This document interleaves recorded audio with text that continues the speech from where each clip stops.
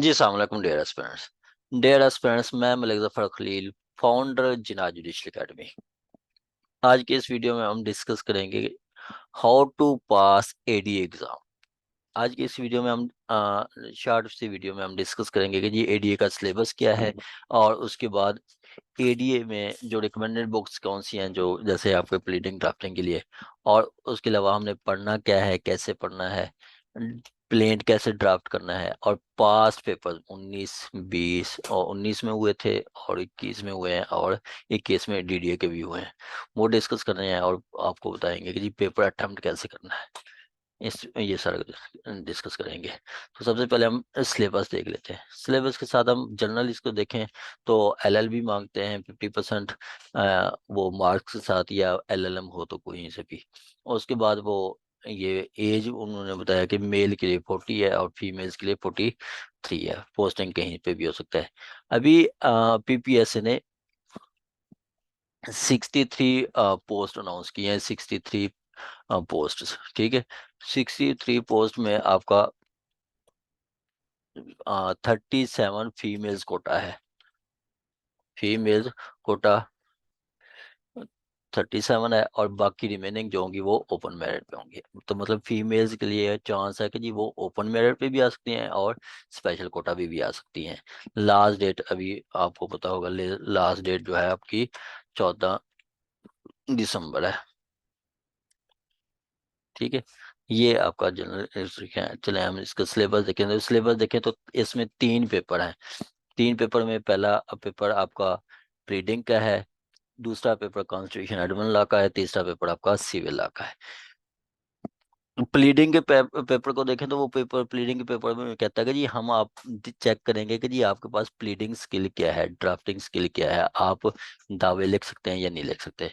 ठीक है, तो उसमें आप देखें तो पहले पेपर की 4 डिवीजन की गई है। 4 डिवीजन में पहले 25 नंबर की कंप्यूटर होगा। कंप्यूटर आप बीकॉम की कंप्यूटर की बुक ले लें तो उसमें से आपकी ये चीज़ें हो जाती हैं। और मतलब इसमें वो दे देता है कोई मतलब जैसे आप कुकीज़, और उसके अलावा उन्होंने ग्रेवियर ट्रोजन हॉर्स, मतलब ये एंटीवायरस दे दिया है।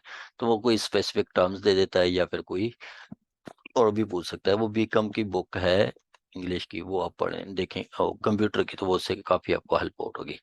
और उसके बाद कहता है कि जी आपका प्लीडिंग प्लीडिंग इंग्लिश में भी और उर्दू में भी दो, एक आपको मतलब दावा लिखवाएंगे इंग्लिश में, एक दावा लिखवाएंगे उर्दू में। 25-25 नंबर का होगा।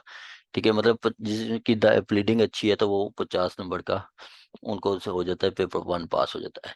तीसरा जो है वो इंग्लिश ग्रामर का। इंग्लिश ग्रामर में आपका वो पार्ट्स ऑफ स्पीच से वो दे देते हैं, और स्पेसिफिकली प्रपोजिशन से पूछ लेते हैं, प्रपोजिशन पूछ लेते हैं, और उसके अलावा कोई आपका लास्ट टाइम उन्हें पेयर वर्ड्स भी दे दिए थे। तो 25 नंबर का एमसीक्यूज बेस आता है। ये पेपर मैं आपको दिखाता हूँ। फिर दूसरा पेपर है, दूसरा पेपर आपका कॉन्स्टिट्यूशन एंड एडमिन लॉ का। इसके भी 2 पार्ट्स हैं। पहला पार्ट जो है उसमें आपका कॉन्स्टिट्यूशन है, सेक्रेटरीट के रूल्स हैं, और इंटरप्रिटेशन ऑफ स्टैच्यू है। ये 40 नंबर का है, और 60 मार्क्स का एडमिन लॉ है। ठीक है, अगर पेपर में देखें तो वो इंटरप्रिटेशन ऑफ स्टैच्यू में 15 नंबर का देता है, और rule of business of secretariat secretariat instruction है ये 10 नंबर का, और कॉन्स्टिट्यूशन 15 नंबर का। आगे एडमिन लॉ है। ये एडमिन लॉ के चंद टॉपिक बता दिए, जैसे डेलीगेटेड लेजिस्लेशन है, एडमिनिस्ट्रेटिव डिस्क्रिशन है, जुडिशियल रिव्यू है, और उसके अलावा एडमिनिस्ट्रेटिव एक्शन, जुडिशियल डिसीजन, और ऑस्टर ऑफ कॉन्स्टिट्यूशन। ये बुक्स मैं आपको दिखाता हूँ, तो वो बॉक्स बस साथ साथ करेंगे तो वो वहीं से होगा जाएगा। और तीसरा जो पेपर है, तीसरे पेपर में वैसे तो उन्होंने काफ़ी सारी चीज़ें बताई हुई हैं कि जी सीपीसी है, स्पेसिफिकली इफेक्ट है, लैंड एक्विजिशन है, कॉन्ट्रैक्ट एक्ट है, वैसो है, और पंजाब जनरल क्लासेस एक्ट है, सिविल सर्वेंट एक्ट है, और सिविल सर्वेंट रूल्स हैं, एक्ट भी है, रूल्स भी हैं, और लिमिटेशन एक्ट है, आर्बिट्रेशन एक्ट है, और उसके अलावा पीडा है, प्रिंसिपल क्रिमिनोलॉजी है, पीडा है, गटूज हैं, और पंजाब प्रोक्यूरमेंट रेगुलेटरी अथॉरिटी। ठीक है, पंजाब प्रोक्योरमेंट रूल्स भी हैं। तो इनमें से मैंने जो हाईलाइट किया ना, मोस्टली आप देखें तो 2 से 3 क्वेश्चन सीपीसी में से दे देता है, एक क्वेश्चन स्पेसिफिक रिलीफ एक्ट का होता है, एक कंट्रैक्ट एक्ट में होता है, और 1 से 2 क्वेश्चन आपका क्यूएसओ में से दे देता है। लास्ट टाइम उन्होंने बीडा से भी क्वेश्चन दिया था। तो ये सब्जेक्टिव के लिए, ऑब्जेक्टिव वो कहीं से भी दे देता है। तो जो मैंने हाईलाइट किए हुए हैं यहाँ से आप सब्जेक्टिव आपका हो जाएगा। ठीक हो गया। तो ये सिलेबस था। उसके बाद साथ ना आप देखें तो हमें बुक्स कौन सी हैं, जैसे हमने प्लीडिंग वगैरह देखें, तो वो बुक्स देखें। तो ये आपकी बुक्स हैं,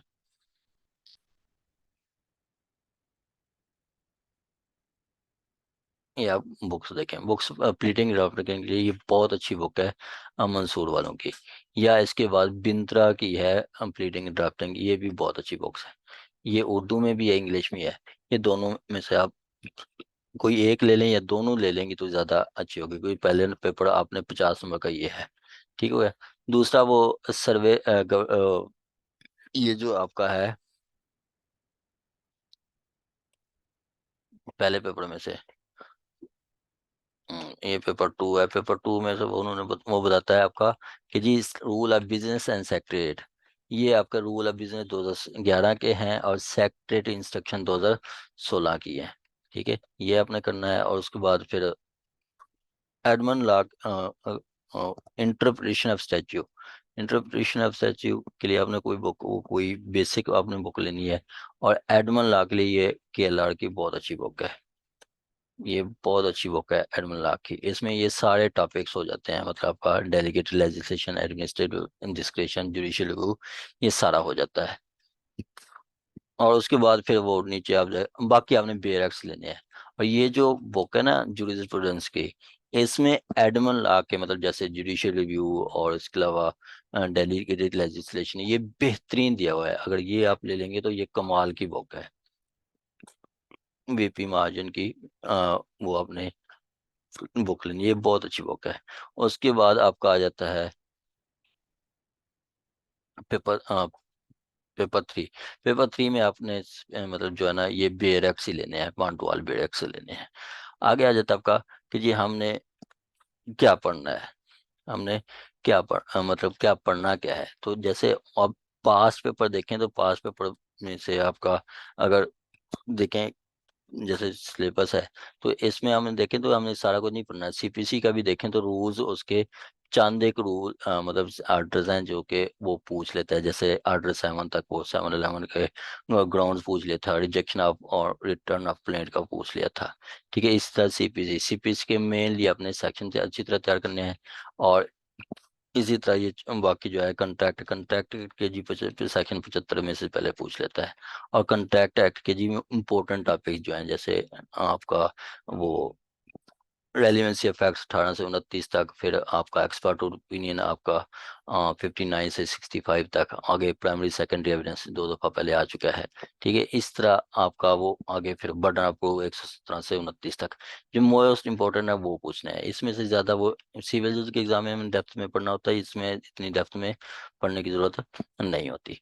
और उसके बाद क्या जी पढ़ना कैसा है, पढ़ना अपने वही है कि जी बेरक्स पढ़ना है। बेरक्स अच्छी तरह पढ़ेंगे तो आपकी वो ऑब्जेक्टिव्स हो जाएंगी, लाजमी ऑब्जेक्टिव। आप देखें ना ऑब्जेक्टिव्स, और इन डेप्थ मतलब कुछ ना कुछ पूछ लेता है, ये ऑब्जेक्टिव्स हैं आपकी। देखें, जो बच्चा बेरक्ट का अच्छी तरह पढ़ के जाएगा तो वो उनसे ये ऑब्जेक्टिव हो जाएंगी, वरना नहीं होगी। आगे कहता है degree shall not include dismissal of suit.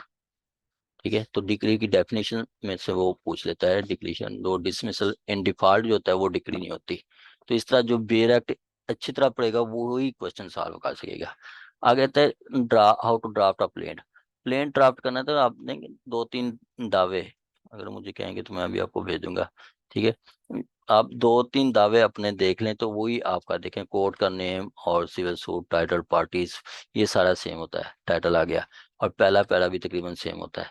दूसरे पैरे में आपने बताना होता है कि जी फैक्ट्स ये है। जैसे आप लिख रहे हैं रेजिस्ट्रेशन मैरिज का, तो आपने लिखना है कि जी the plaintiff enter into marriage with defendant on so and so, plan date को हुई है।